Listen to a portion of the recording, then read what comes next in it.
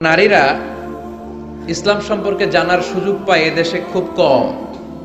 এর কারণ নারীরা ইসলাম জানুক, নারীরা ইসলাম বুঝুক, প্রগতিশীলরা, নাস্তিকরা, ইসলাম বিরোধীরা এটা বরদাস্ত করতে চায় না, ঠিক কিনা? এজন্য নারীদেরকে সুযোগ করে দিতে হবে বেশি। ওরা চায় নারীরা থাকবে বিজ্ঞাপনের পণ্য, ল্যাংটা একটা ছবি ঝুলে থাকবে, সব ছেলে মেয়েরা দেখবে, এটা ওরা চায়। ওরা পত্র পত্রিকায়, নোবেল, নাটক, সিনেমাগুলোতে নারীকে সস্তা ভোগের পণ্য বানাতে চায়। নারীদের সম্মান নিয়ে ওরা ছিনিমিনি খেলতে চায়। ওরা বলে নারীর মর্যাদার কথা, কিন্তু নারীকে করে অপমান। চিল্লায় বলেন ঠিক কিনা? নারীকে মর্যাদা দিয়েছে ইসলাম, নারীকে অধিকার দিয়েছে ইসলাম। নারীকে ইসলাম ইবাদতের অধিকার দিয়েছে। বিশ্বনবী বলেছেন, লা তামনাউ ইমা আল্লাহি মাসাজিদাল্লাহ, আল্লাহর নারীদেরকে মাদ্রাসায় পড়তে বাধা দিও না, আল্লাহর বান্দীদেরকে মসজিদে ঢুকতে বাধা দিও না। এখন আমরা তাদের জন্য মসজিদ ব্লক করেছি, মহিলা মাদ্রাসা ব্লক করেছি, তাফসির মাহফিলে আসা ব্লক করেছি। এখন তারা দুই জায়গায় বেশি যায়, এক যায় বাজারে আর যায় মাজারে, ঠিক কিনা? বাজারেও বেশি। শপিং মলে যান, আপনাদের এই যে চৌমুহনীর শপিং মলে যেয়ে দেখেন, ঈদের শপিং করতে গেলে পোলাপাইন তো পুরুষ মানুষ তো খুঁজেই পাওয়া যাবে না। আপনারা গেলেও আপনাকে বেল নাই, ঠিক কিনা? এত মহিলারা যায়। তো ওই যে মসজিদ ব্লক করেছি, এখন শপিং মলে যাবে আর যাবে মাজারে। মাজারে যে ছেলে চায়, মেয়ে চায়, আগরবাতি দেয়, গোলাপ জল দেয়, খাসি মানত করে আসে, আছে না নাই? ইমানটা বিক্রি করে মুশরিকাদের কাতারে নাম তুলে আসে। মাজারে গেলে কি সন্তান পাওয়া যায়? সন্তান দেয় কে? ছেলে দেয় কে? মেয়ে দেয় কে? ছেলে মেয়ে দুটোই দেয় কে? আবার ছেলেও দেয় না, মেয়েও দেয় না, তিনি কে? এরকম লোক আছে না নাই? আমাদের সমাজে অনেক ভাইয়েরা আছে, এদের ধৈর্য ধারণ করতে হবে। আল্লাহ এদেরকে ছেলেও দেয় নাই, মেয়েও দেয় নাই, এটা তাদের জন্য পরীক্ষা।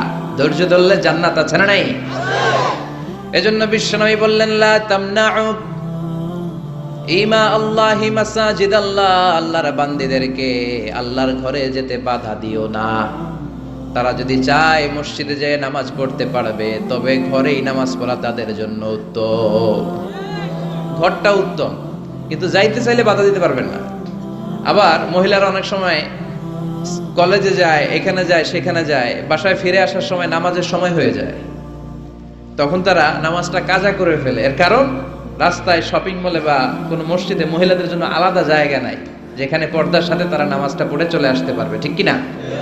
এজন্য তাদেরকে অপরচুনিটি দিতে হবে, নিষেধ করা যাবে না। আমাদের অনেক আলেম ওলামারা না বুঝে এগুলোর বিরোধিতা করে। আস্তে আস্তে শুরু করেন, আপনারাই পারবেন। যুবকরা যদি ইনিশিয়েটিভ নেয় যে আমরা আমাদের বোনদেরকে সিকিউরিটি দিব, কিচ্ছু হবে না। চিল্লা এখন ঠিক কিনা? গোটা বিশ্বব্যাপী নারীদের মসজিদে যাওয়ার সুযোগ আছে, আমরা সুযোগ করে দেই নাই। জুমার নামাজে, ঈদের নামাজগুলোতে তাদের মহিলা প্যান্ডেল আলাদা থাকা দরকার, যেখানে পর্দার সাথে বসে বসে তারা ইসলাম শিখবে, তারা কোরআন শিখবে। তারা আসতে পারে না, সব আয়োজন পুরুষদের জন্য। এজন্য এরা ঘরে বসে বসে জি বাংলার খতম কমপ্লিট করে, আছে না নাই?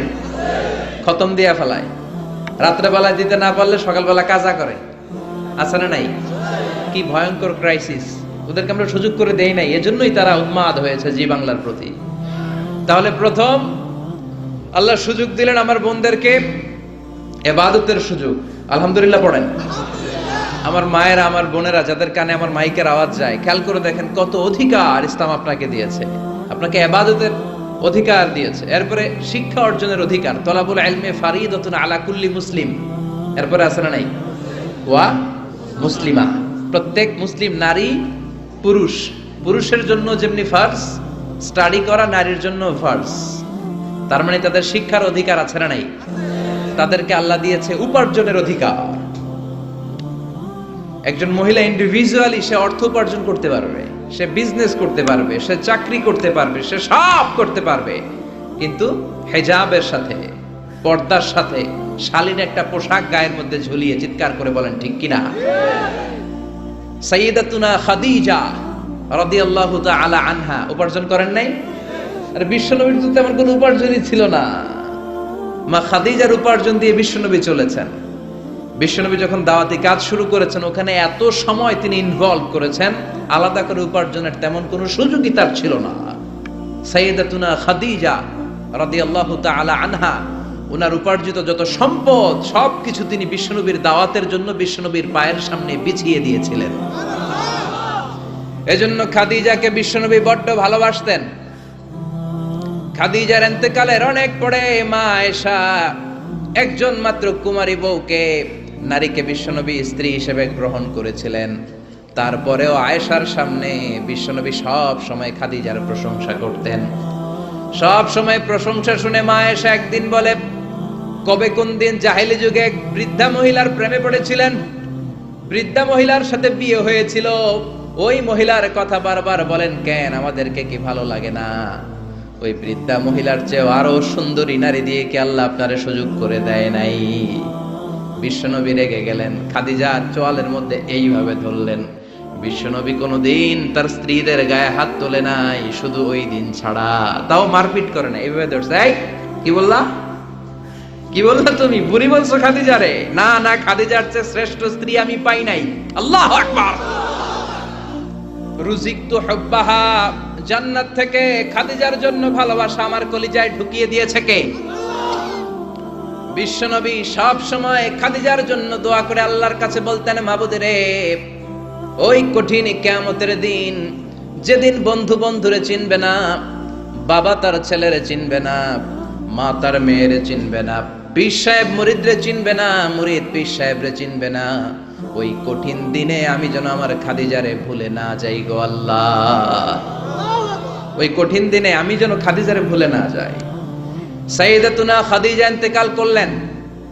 মক্কায় যারা গিয়েছেন, জাবালে হাজুন, শারে আল হাজুনের পাশে জাবালে হাজুন, মাকবারায়ে মাআলা, যেটারে সবাই ডাকে মুআল্লা, মুআল্লা কবরস্থান, বাঙালিরা বলে জান্নাতুল মুআল্লা।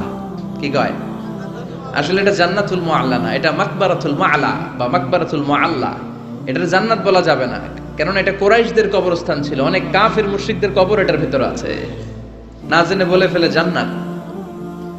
জাবালে হাজুনের পাশে সাইয়্যিদাতুনা খাদিজাকে কবর দিয়ে বিশ্বনবী দাঁড়িয়ে দাঁড়িয়ে কাঁদতে শুরু করলেন। সাইয়েদনা আবু বকর উমর বলে, ও নবী চলেন। কবর দেয়া হলো, দোয়া করা হলো, আর দাঁড়িয়ে রইলেন কেন? চলেন ঘরে ফিরে যাই। বিশ্বনবী বললেন, ও আবু বকর, তোমার মনে চায় তুমি ফিরে যাও, আমি যাব না।